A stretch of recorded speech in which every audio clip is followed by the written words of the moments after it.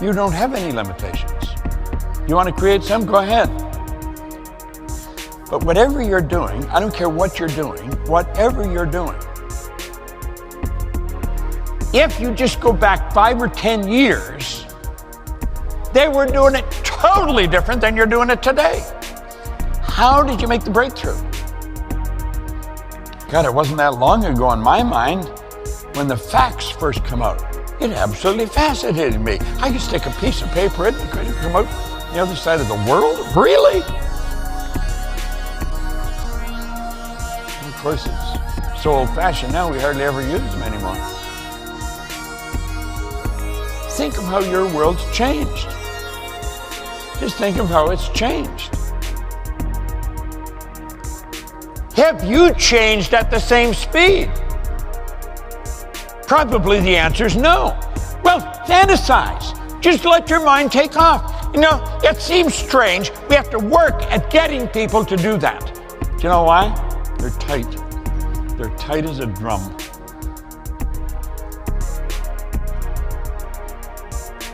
I didn't have any trouble building an image. I could see myself dealing with people all over the world.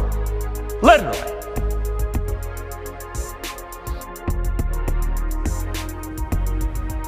So you put your imagination to work.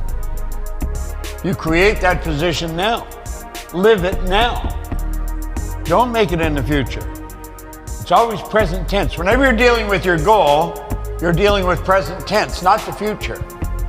There isn't any future. That's an illusion. You're always dealing in now.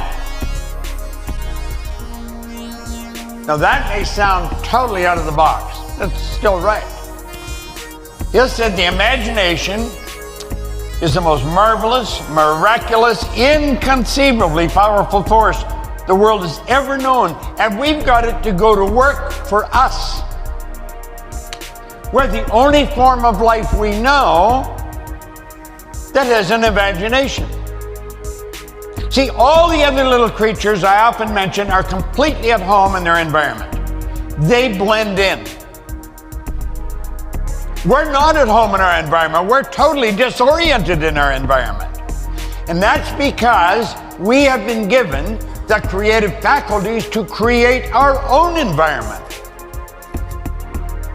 If we're just going to go along with everything that's always been, that's where we're going to stay. We've got to create something new. We've got to go where no one's ever been. That's what we're designed to do.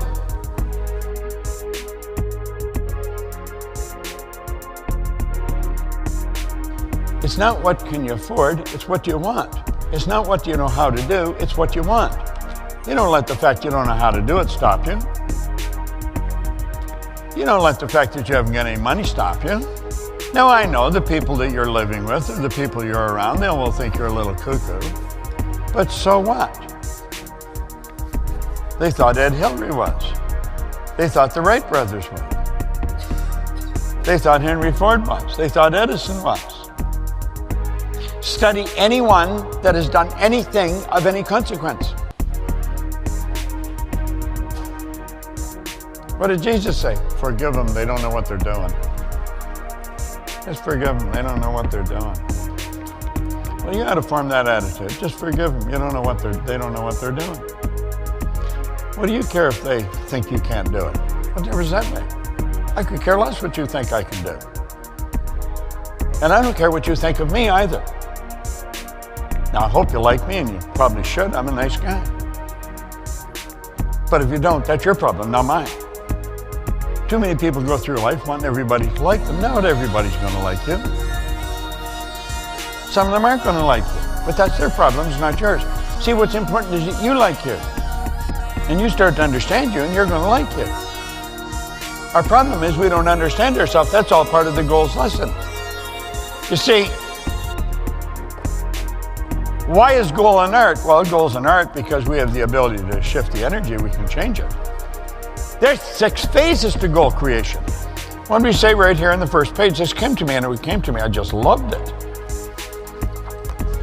Goals are where you are able to express your unique gift of creation.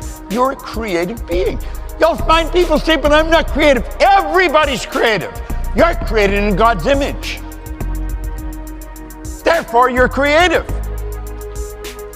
You have the ability to create.